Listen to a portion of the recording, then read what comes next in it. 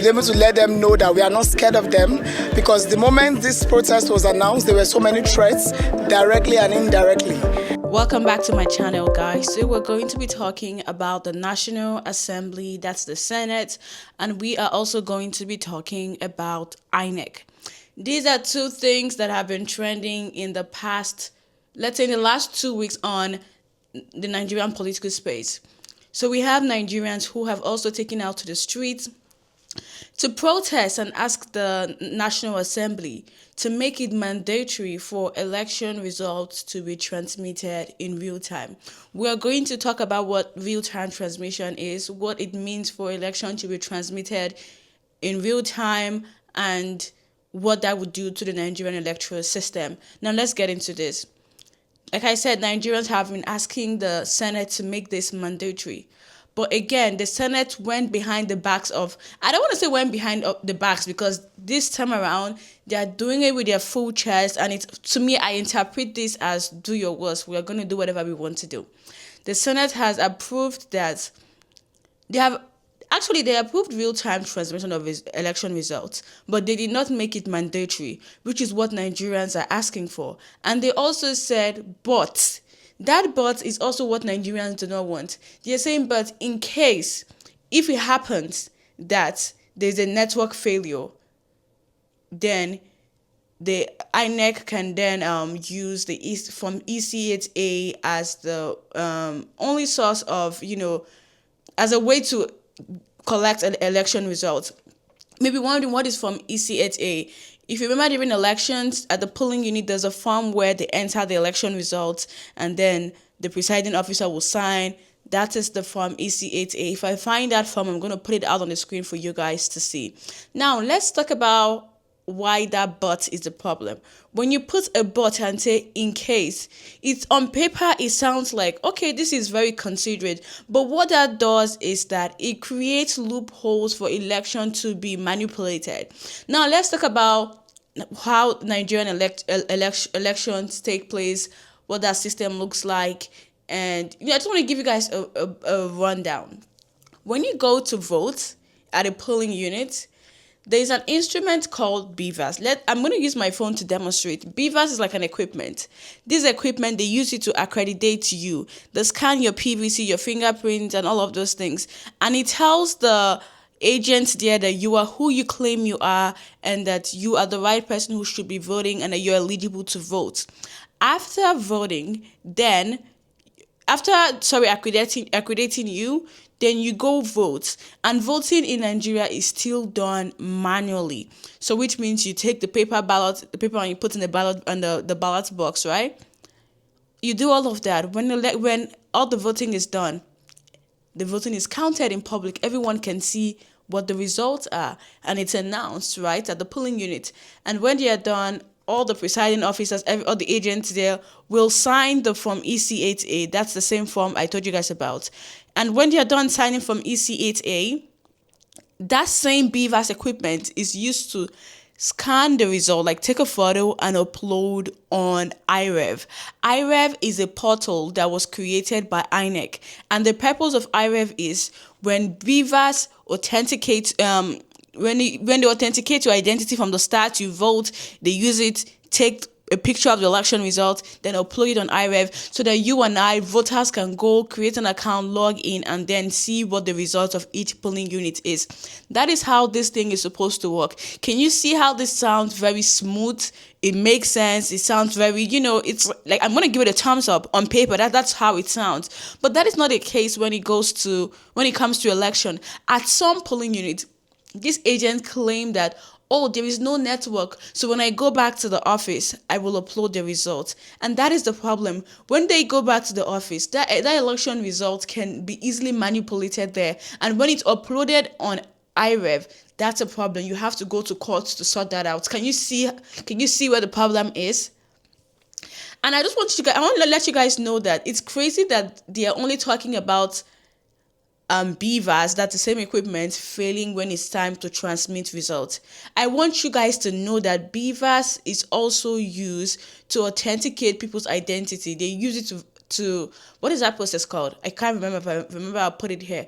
It is used to authenticate your identity. It's used to scan your PVC card. So how come Beavers doesn't fail when it's time to scan cards, but somehow Beavers fails when it's time to transmit results? See, that is where election malpractice happens, when it's time to transmit results. So that's why Nigerians are saying that this year, we don't want story. Tell INEC or tell Senate President, or the Senate, make it mandatory that whenever the agent is done with the polling unit, they have to upload the results before they leave. Now the Senate have said, oh yeah, you should, but if it doesn't happen, if there's no network, if, we are tired of those ifs. We are tired of those ifs. And it's so crazy that at this point, we're not even hearing from INEC, because we need to hear from them. What are they saying? Because guys, like I said, on paper, those ifs, those buts sounds good, but they are not, because it's going to create room. It creates loopholes, and when there are loopholes, it's easy to poke those loopholes. Because now what you should expect is the upcoming election, which is next year. You're going to hear agents say, oh, I don't have network. And once they say they don't have network, they don't have network. The law is going to stand for them, because what the Senate has passed is, if there is no network, then, do you get? So they have the law to back them up. Now, this law has not been stamped or signed by the president. It's not finalized. I've read that the House of Rep has also come up with their own bill, and that is the most perfect one that suits most Nigerians. It is making it mandatory. That is what most Nigerians want. So I think those two bills will be brought together and to be presided on. That's when we'll have the final copy. But now, what are the odds that, or what's the probability that the bill coming from the House of Reps would stand against that of the Senate? We don't know until we know the outcome. But it's crazy to say that the Senate does not respect the wants and the needs of the people. The people are telling you that we want this to be mandatory, but you are saying we're going to do what we want to do. That is crazy. If you're so confident that you can win an election, then why are you not trying to make this better for yourself, I guess? Because I think everyone wants a free and fair election, don't we? Unless you are scared of what a free and fair election can do. Because, like I said, we need to start hearing from INEC. What are they saying? Because this issue of network is crazy to me. It's crazy to me. That is the duty of INEC, to prepare for election. Preparation of election also includes network, internet, Wi-Fi. That is part of election preparation, in case you don't know. So if INEC has 4 years to prepare for an election, they can't come and tell us on the 4th year that, oh, we failed to do our job, so you guys will have to manage it like that. INEC, the budget is there, the funding is there, you get the money, so what are you using this money to do? Do you get what I mean? So network should no longer be an excuse at this point, because these people get funding. I want to read out, INEC has presented its draft budget to the National Assembly, a committee. This is what the proposed budget says. It has proposed 873.78 billion for the conduct of the 2027 general election. That is a lot of money. And there's a part of this that I also want to highlight for you. It also there's also significant allocations to election operations, technology for election, and capital expenditure. But for the purpose of this video, I would like to focus on the technology aspect of this budget, where INEC is proposing 209.2 billion naira. That is a lot of money, and that is for technology alone. What technology does INEC want to acquire? What technology? What technology, I have to ask again, because they already have the BVAS, what else, what technology? If you cannot guarantee us reliable Wi-Fi internet connection across all polling units, then I think we should scrap out this technology from the budget, because I do think that it's not necessary unless they come out and tell us what technology that money is meant for. That's a lot of money. So this time around, I you know what, I feel like INEC needs to be checked, honestly, guys.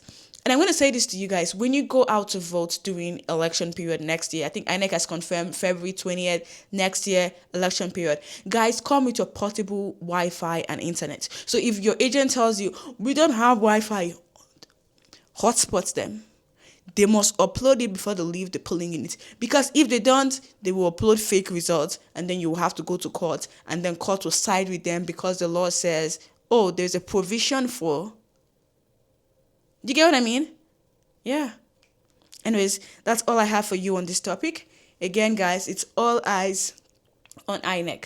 All eyes on INEC. Incompetent cannot continue to fly. Like, it cannot. Anyways, guys, thank you so much for watching. I hope this kind of like explains what the INEC, IREV, BVAS situation is, why Nigerians are asking for real-time transmission. I hope this video does a good job. If not, I'll be in the comments reading and replying to you guys. Thank you so much for watching and always dropping a comment on my videos. It means a lot. It's encouraging and I'm glad that I'm able to pass across information to you guys. Thank you once again for watching. Bye now.